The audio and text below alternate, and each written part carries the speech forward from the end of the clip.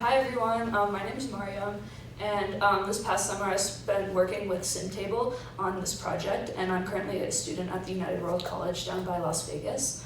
So the project is called RoSA, or Rate of Spread Analysis, and as just mentioned, it's about estimating wildfire rates of spread from observed perimeters using raster-based interpolation methods.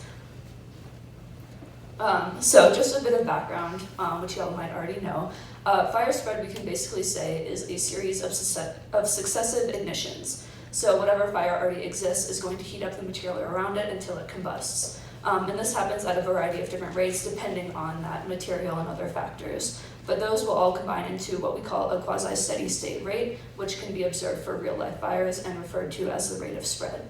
So this is essentially the speed at which a fire spreads and is super useful for evaluating fire danger, predicting behavior, doing simulations, or planning prescribed burns.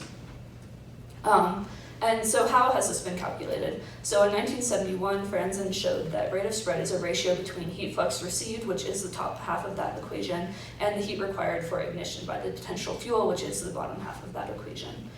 Then the year after that, Rothermel used this to develop a semi-empirical model for rate of spread. And the parameters are fuel moisture, particle size, and packing ratio, which you can see in that bottom with those fuel variables, as well as wind speed and slope, which are in the top as that wind parameter and slope parameter.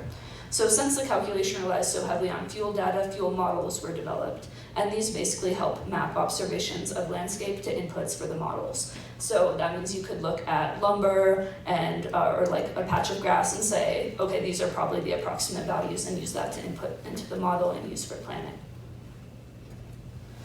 So what was our project?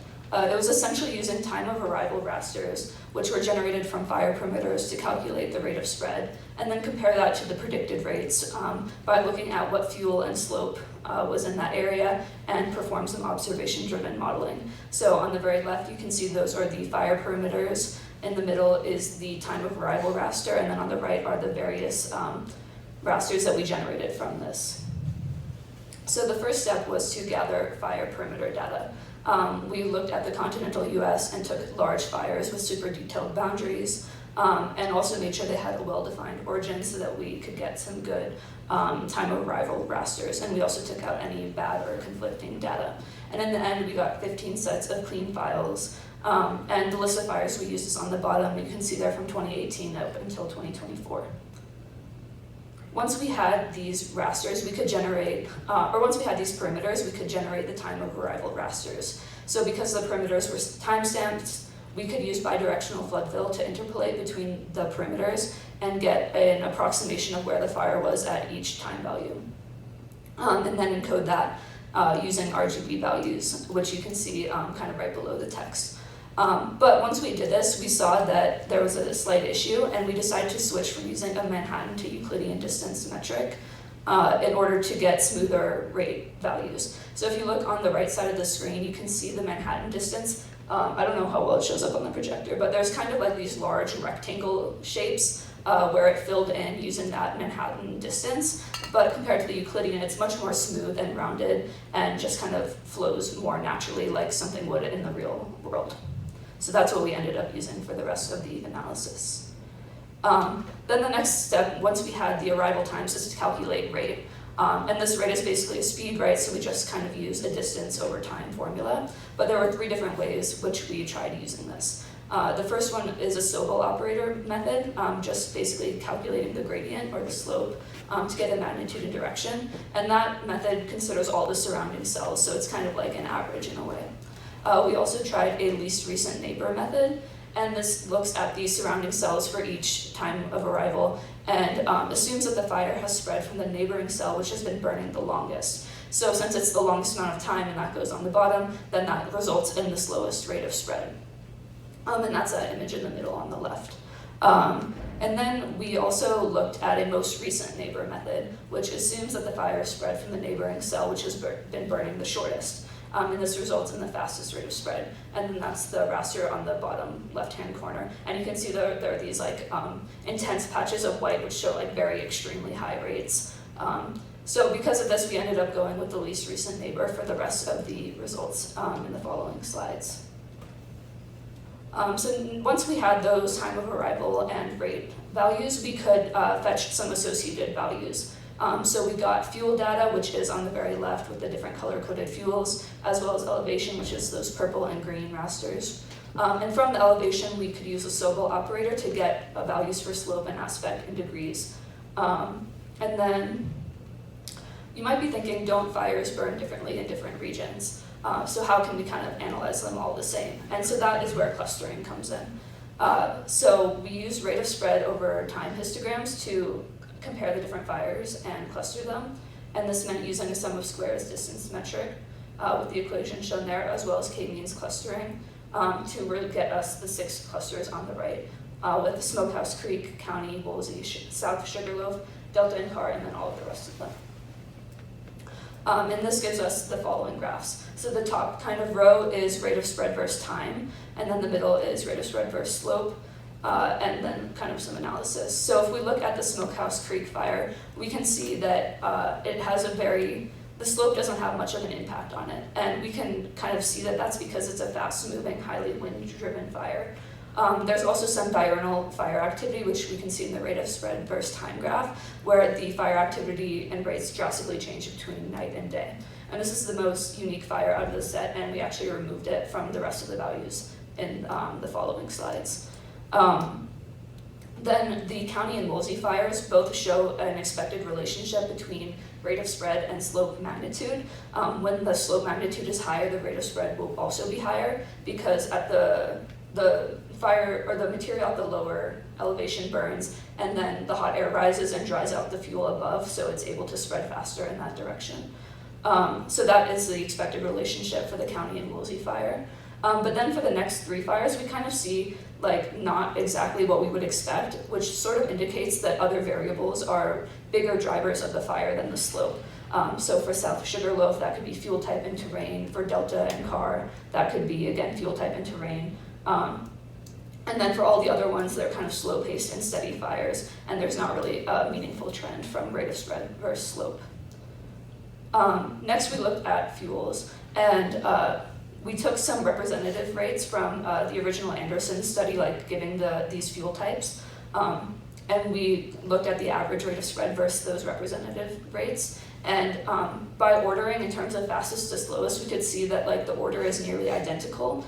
But if you look at the values, the average rate of spread, it's kind of like between like 4 and 8 or 9. Well, the representative rates are between like 8 and 100. So there's like sort of a clear difference there. And that could be due to the way that we calculated things, like looking in all directions as opposed to just in the direction of the wind or the heading of the fire. And now to further look at slope, on the left is a graph from a 2007 Butler and Anderson study showing almost like what seems like an exponential relationship between slope and rate of spread. But when we look at the average values from our calculations with this method, it's like completely different. But when we look at how rate of spread direction and slope direction align, we can see some more slope-driven behavior. So that little bump in the center is essentially when the way that the fire was spreading aligned with how the slope was, or the direction the slope was facing. So that shows a more clearly slope-driven behavior. However, there are some limitations and issues with these conclusions. So first of all, there's a very small data set. We only used 15 different fires, and it was unrepresentative of the full range of fuel and slope values. Beyond this, distinguishing between surface spread and spotting behavior was not incorporated. We just kind of assumed everything was the same. And similarly for wind, we kind of used as a hidden variable and didn't really consider it in our analysis. Beyond that, obviously these fires were like huge and very impactful in their communities, so they were going to be containment measures by firefighters, but we don't really know exactly where that was, like where they might have like dug a trench or something like that to prevent spread in one direction, so that can also influence these values. And then, kind of as I briefly mentioned in the last slide, rate of spread was originally intended for the main axis or heading of the fire rather than spread in all directions. So when there are those representative values, that's more for assuming like the fastest direction they can spread rather than how we were taking it like average in all directions. And then as I touched on talking about our rate of spread calculations, the way both the Sobel and the least recent neighbor sort of naturally results in slower spread rates, which can again explain those differences between representative and actual average rates. So now just to briefly touch on some possible applications of this method, which creates a collection of rate of spread data and its associated influences. This could be used to look at fire behavior changes. So fire behavior has changed in recent history, as I'm sure you all know, due to climate change, as well as historical fire suppression. And with this method, we could analyze a larger group of fires over a long time period to confirm if or how rates have changed in recent history.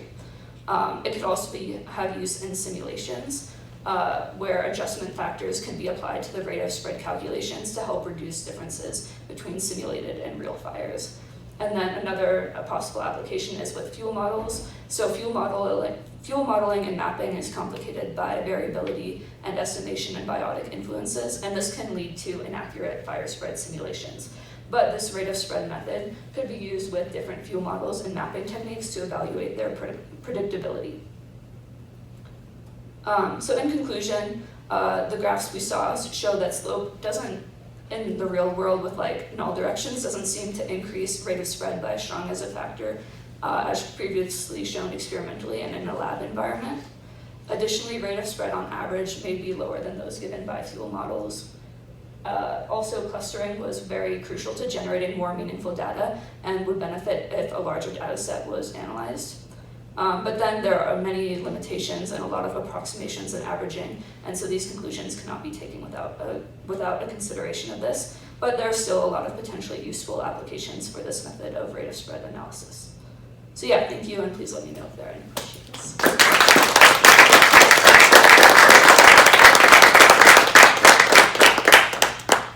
We've got some time for questions. I'd like to prime the pump.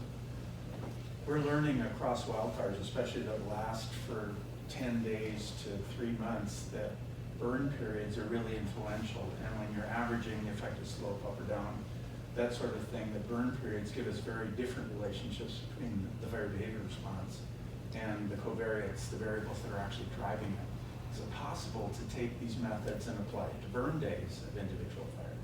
Yeah, I think so, and especially, I mean, one thing, I guess it might be kind of hard to see on these graphs because they're a little small, but like with these rate of spread versus time graphs, the slope is, the time on the bottom is as a percent, so we can kind of see like the different phases of the fire, like, oh, in the first 10% of the fire, then this behavior looks like this, and especially like in these two, it's like very high at first, and then it's much, much lower. So yeah, this could definitely be used to look at different burn days. Very cool. Other questions for Mariam? I understand that, first of all, this is an incredible accomplishment. Do you envision some way to employ the key variable of wind in your future studies? Do you have a path to do that, or have you thought about that? Yeah, I think there could be a potential path for that. I think it's quite hard. I did a little bit of work with it and trying to like fetch some wind data and see how it compared. But just with like the time that I was working on this, I did not fully incorporate it, but I can definitely see that happening in the future if there was like a comprehensive wind data set that could be fetched from. Well, I think one start might be, I've been lectured several times that wildfires produce their own wind also. So maybe limiting the first installment of what wind to look at might be something along that line. So just a comment. I don't know. Yeah, for sure. I don't know what I'm doing, by the way. All right. We're out of time. Please Thank you. thank